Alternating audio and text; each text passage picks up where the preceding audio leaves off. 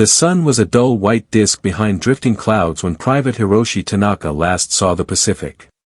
It was 1944, and the waves off Saipan no longer shimmered like home, they hissed with gunfire and smoke. The world had turned gray. The order to surrender was never spoken aloud, yet it lived in the silence between every heartbeat, in the trembling of soldiers who no longer shouted the emperor's name. Hiroshi had once been a schoolteacher in Nagoya. He had written poems about cranes and cherry blossoms, recited lessons about honor and sacrifice, and told children that a soldier must never bow to defeat. Yet when he saw the American tanks crawling over the hills, their flags snapping in the wind, something inside him folded quietly. He remembered his wife, Aiko, and the small paper lantern she'd hung in their home. "When you come back," she had said, "light it again." He wondered if that lantern still burned or if the house had turned to ash. The Americans came not as demons but as men. They shouted in a language Hiroshi barely understood, their guns gleaming but their faces oddly calm. He expected brutality, perhaps death, but instead he was handed water, bread, and a cigarette. He had never smoked before, but when the soldier gestured kindly, he took it, held it between his lips, and let the smoke burn his throat. He coughed, and the American laughed softly.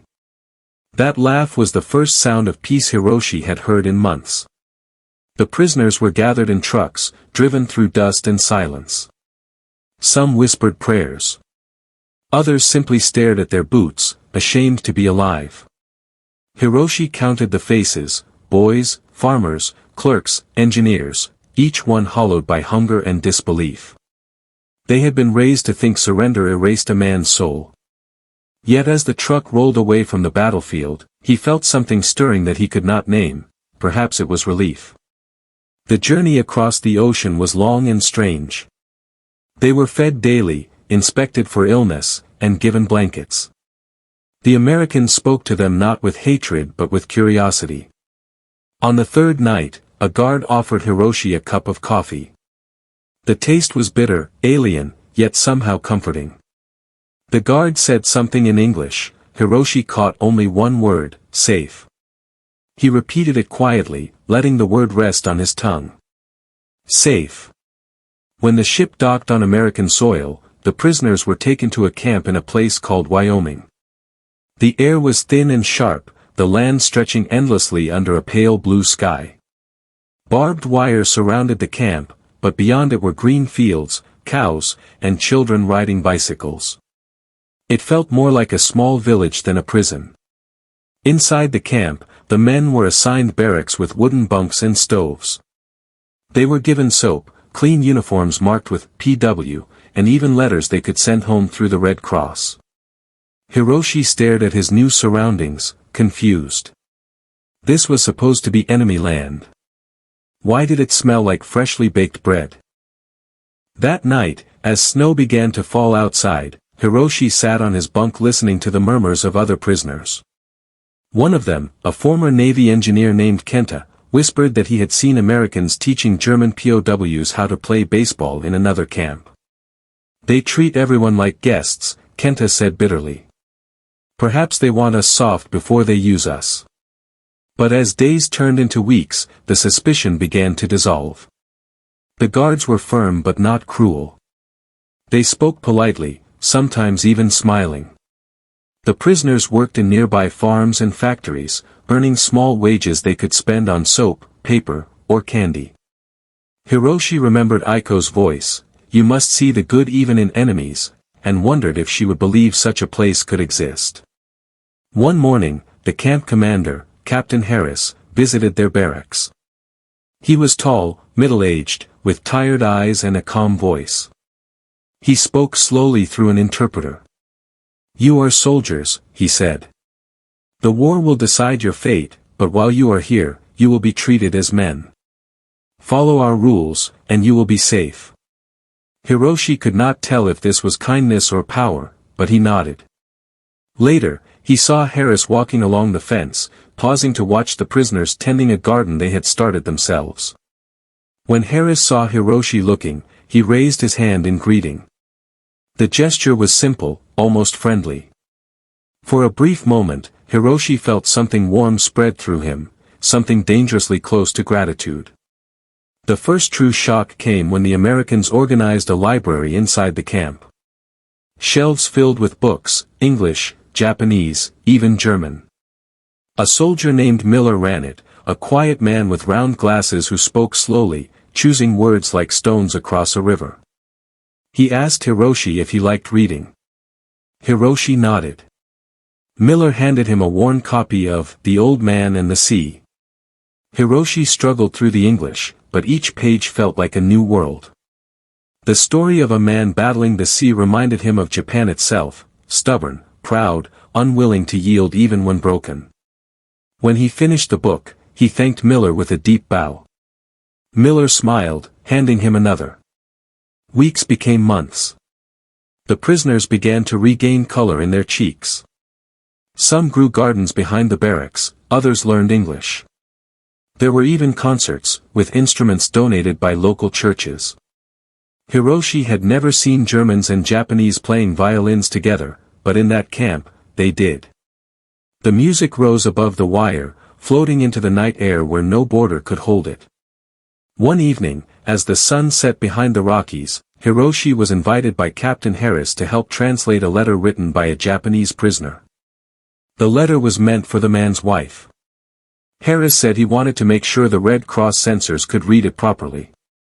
Hiroshi translated carefully, word by word, and when he finished, Harris nodded. "Thank you," he said quietly. "You're a teacher, aren't you?"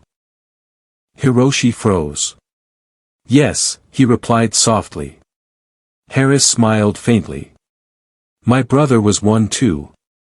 Before the war." That night, Hiroshi couldn't sleep. The realization that an American officer had once been a teacher, like him, disturbed something deep inside. The enemy was supposed to be faceless, monstrous, but here he was, human, familiar, sharing the same gentle past. Spring arrived.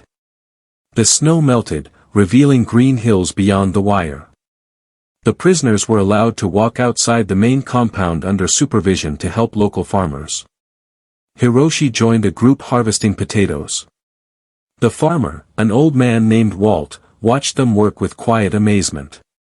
He offered them lemonade and sandwiches. When Hiroshi hesitated to accept, Walt said, "Work's work, son. Hungry's hungry." It was the first time Hiroshi felt the strange equality of labor. The soil didn't know war. It simply waited for hands, any hands, to turn it. That evening, when they returned to camp, one prisoner named Yuta wept softly. "My family has nothing to eat back home," he said. "And here, the enemy feeds me like a friend." No one answered him. The silence was heavier than any fence. As months passed, rumors spread that Japan's cities were burning. The Americans never said much, but the guards' faces grew darker. One night, Miller came to the barracks and sat quietly beside Hiroshi. "It'll be over soon," he said. "Maybe then you can go home." Home. The word no longer felt solid. What would they return to? What would remain of it? Then one morning in August, Captain Harris gathered the men in the yard. His voice trembled as he read the news. Hiroshima and Nagasaki had been destroyed by a new kind of bomb. The war, he said, was ending. No one spoke. Some collapsed. Some screamed. Hiroshi stood motionless, feeling the world tilt beneath his feet. The air itself seemed to vanish. He thought of Aiko's lantern, and for the first time since surrendering, he began to cry. That night, the camp was silent. Even the guards seemed lost. Harris walked past the barracks, his face pale in the moonlight. He stopped, looked toward the prisoners' windows, and whispered something no one could hear. Then he walked away. The next morning, the sky was clear, and for the first time, there was no roll call. The gates stood open. The war was over. But freedom, Hiroshi realized, was not the same as peace. The morning after the war ended, the camp stood still as though even the wind had forgotten its direction. The guards no longer shouted orders, the roll call never came, and the bell that used to ring for work remained silent. The men wandered aimlessly, unsure whether to rejoice or grieve. Hiroshi walked along the fence line where the grass met the barbed wire, the metal glinting weakly under the sun. Beyond it lay endless plains and a sky so blue it hurt to look at. Somewhere, far beyond that sky, lay Japan, but he could no longer imagine what shape it took. The last letter he had received was from Aiko nearly a year ago, a short message filled with courage and half-truths about safety. "The children at school still remember your songs," she had written.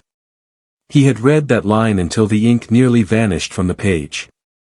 Now he wondered whether her words had survived the fire that consumed Hiroshima. The American soldiers were quiet that day, walking slower, speaking softly. Captain Harris called an assembly near the flagpole. The Japanese prisoners gathered hesitantly, their faces pale with the weight of the unknown. Harris removed his cap and stood before them. His voice was low, almost heavy. "Gentlemen," he said, "your country has surrendered. The war is over. Soon, arrangements will be made to send you home." No one cheered. Instead, the men bowed deeply, not out of obedience but as a silent acknowledgement of something none of them could name. Harris nodded once and dismissed them. That evening, Hiroshi sat in the small library, alone. The smell of paper and dust filled the air. On the table lay an open book in English he had tried to read many times but never finished. The words seemed distant, meaningless now. Miller, the librarian guard, entered quietly. "You'll be going soon," he said, adjusting his glasses. "They're preparing the transport lists." Hiroshi nodded. "Home," he whispered. "If there is a home." Miller looked at him for a long moment, then said, "My brother fought in the Pacific. He didn't come back. I used to hate you all for that." Hiroshi lifted his eyes, uncertain what to say. "But then I saw you teaching English to the others," Miller continued. "You reminded me of him. He wanted to be a teacher too." Silence hung between them, gentle yet unbearable. Finally, Hiroshi bowed. "I am sorry," he said softly. Miller placed a book in front of him, its pages new and uncreased. "Keep it," he said. "For the ship. You'll need something to read when you look at the water for too long." It was a collection of poems. The title was simple, Leaves and Light. Hiroshi traced the letters with his finger, and something deep inside him shifted. In the following weeks, the camp became strangely alive again. Though the war was over, the Americans continued feeding and housing them as before. The guards allowed them to walk freely within the camp perimeter. They played music on radios, songs filled with laughter and rhythm unlike anything Hiroshi had heard. One night, a soldier invited them to watch a film projected on a white sheet between two poles. The movie flickered under the stars, showing smiling faces, dancing couples, bright cars gliding through city streets untouched by bombs. For the first time in years, Hiroshi saw what peace looked like, not in words or orders, but in images of ordinary life. He didn't understand the dialogue, but the sound of laughter filled something empty in him. Later, when the film ended, Harris approached the group. "We'll miss you men," he said. "You worked hard. You were respectful. You deserve to go home proud." Kenta, the former Navy engineer, stepped forward. "Sir," he asked through an interpreter, "why did you treat us so well? We are your enemies." Harris paused. "Because," he said quietly, "one day, I'd want my own men treated the same way if they were captured." It was a simple answer, but it stayed with Hiroshi long after that night. As autumn arrived, rumors of departure became real. The Red Cross came to record names, check health, and prepare ships for repatriation. The prisoners grew restless, torn between joy and fear. Some had built friendships with American guards, even learned to play their songs on borrowed guitars. Others dreamed of seeing their families again but dreaded the shame of returning as captured men. One morning, a convoy of trucks arrived. The prisoners packed their few belongings, letters, photographs, books, and lined up by the gate. The air smelled of pine and dust. Captain Harris shook hands with each man, his voice low but steady. "Good luck," he said repeatedly. "The war is done. Live now." When it was Hiroshi's turn, Harris hesitated. "You'll teach again, won't you?" he asked. Hiroshi met his gaze. "If there are children left," he replied. The road from Wyoming to the coast was long, stretching across mountains and rivers. The prisoners looked through the truck windows at towns untouched by war. Children played baseball, women bought fruit from markets, men waved as the convoy passed.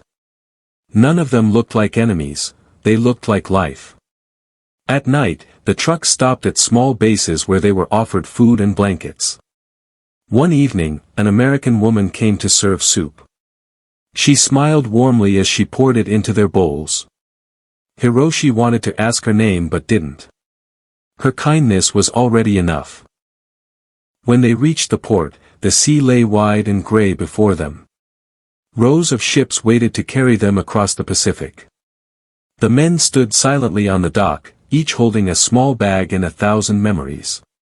Hiroshi watched the water shimmer beneath the pale sky and thought of the first time he had crossed it, filled with pride and fear. Now he was returning as someone else, a ghost of what he had been. That night aboard the transport ship, he opened the poetry book Miller had given him. The words were simple, yet they carried weight beyond language. Wherever the wind goes, the heart must follow. For even broken wings still remember the sky. He closed the book and looked out the porthole. The stars were faint, scattered like fragments of glass. Somewhere beyond that horizon lay Japan, wounded, waiting. Days later, the ship approached Yokohama. Smoke still rose faintly from the hills.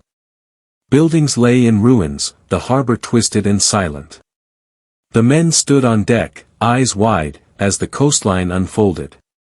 No one spoke. When they finally disembarked, a group of officers greeted them with stiff salutes. The returning soldiers bowed, their hearts heavy. Hiroshi saw the faces of civilians nearby, thin, pale, hollowed by hunger. Children stared at them curiously, as if they were strangers. As he stepped onto the broken pier, a woman's voice called softly behind him. He turned, and for a moment, his breath caught. Aiko stood there, smaller, frilier than he remembered, her kimono faded and torn. Her eyes were red, but her smile was still the same one that had kept him alive in memory all this time. She walked toward him slowly, her hands trembling. "Hiroshi," she whispered. He couldn't speak.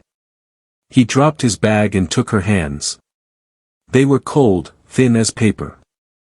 "I thought you were gone," she said. "I was," he answered quietly. "But they let me live." Aiko looked at him strangely. "The Americans?" "Yes," he said. "They treated us like men. Better than our own country sometimes." She looked past him toward the ship, where other prisoners were still disembarking.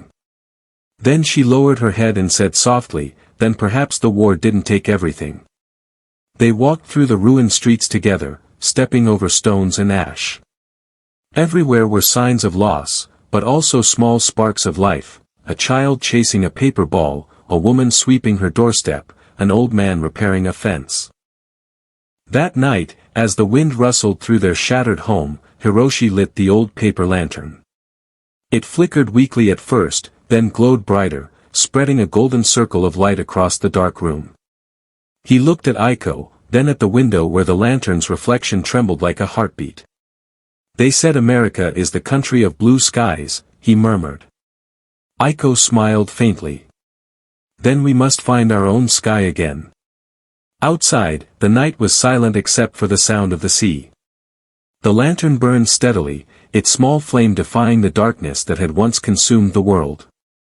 Hiroshi closed his eyes, feeling the warmth on his face, and whispered to himself the word he had learned from a foreign tongue long ago. Safe. The lantern's glow burned through the night until dawn came like a pale echo over Nagoya's broken skyline. When Hiroshi opened his eyes, the first thing he saw was the light still alive, trembling faintly against the cracked wall.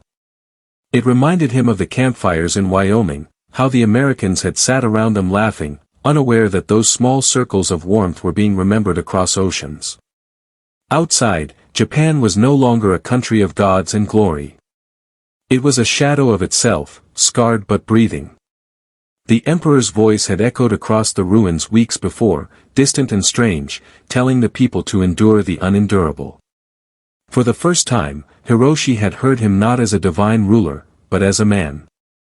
The streets smelled of ash and wet earth. Markets were half empty, houses without roofs, children running barefoot through puddles of soot.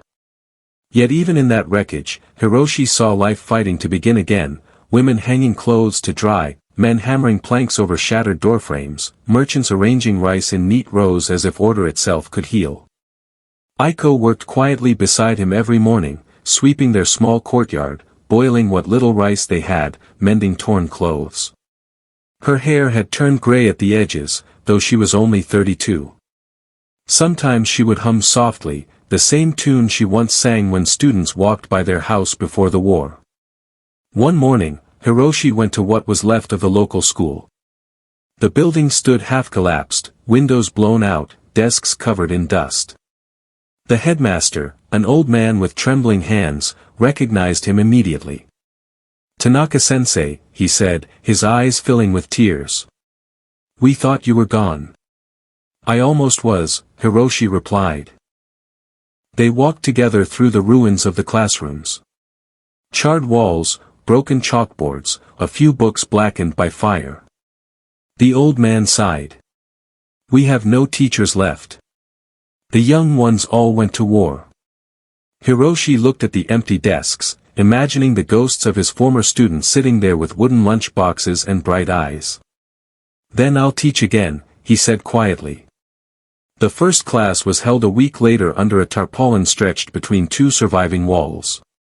The children were thin, many wearing oversized clothes scavenged from relief stations. Some stared at him with curiosity, others with fear. They had grown up in silence, in hunger, in loss. Hiroshi began by writing a single word on a piece of scrap wood propped against a chair, "Mirai, the future." He told them about how words could rebuild hearts faster than bricks could rebuild houses. He spoke gently, never raising his voice, and when they hesitated to speak, he smiled and waited. Slowly, their voices returned, like birds learning to sing after a long winter. At home, Aiko listened to his stories about the children. Sometimes she would laugh, sometimes cry. "You sound alive again," she said one evening as they ate miso soup made thin with too much water. "I feel alive," he answered. "But I also feel heavy." He didn't have to explain what he meant.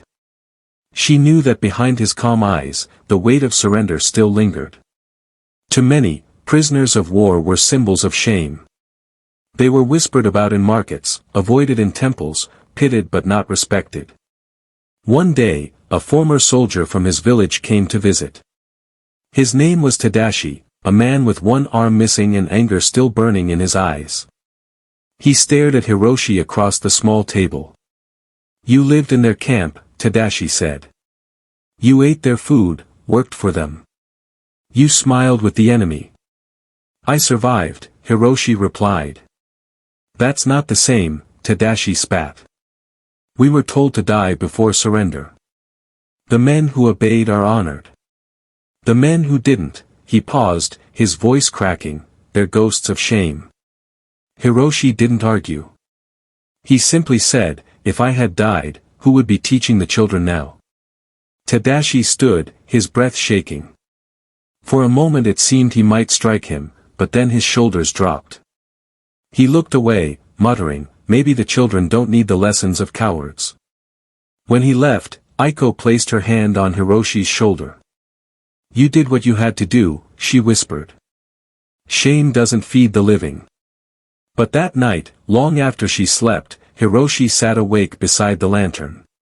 He remembered the American guards' faces, the kindness, the laughter, the coffee shared across language and loss. He wondered if they thought of him too, if they were teaching their own children now about compassion. Months passed, and spring returned, gentle yet persistent. The cherry trees bloomed even among the rubble. The children began bringing flowers to class, small tokens of color against the gray. One afternoon, a delivery truck from the American Red Cross arrived with supplies, books, pencils, canned food. Among the packages was a small envelope addressed in English, to Mr. Hiroshi Tanaka, Nagoya, Japan. His hands trembled as he opened it.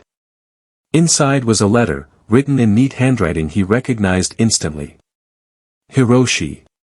If this reaches you, I hope it finds you safe. The camp feels empty without your quiet voice correcting my grammar. I am back home now, teaching again, just like before the war. I kept your translation notebook. It reminded me that peace isn't made by governments, but by small acts between men who should have hated each other. I wish you could see the sky here, it's still blue, just like the day you left. Maybe one day, both our countries will share that same sky again.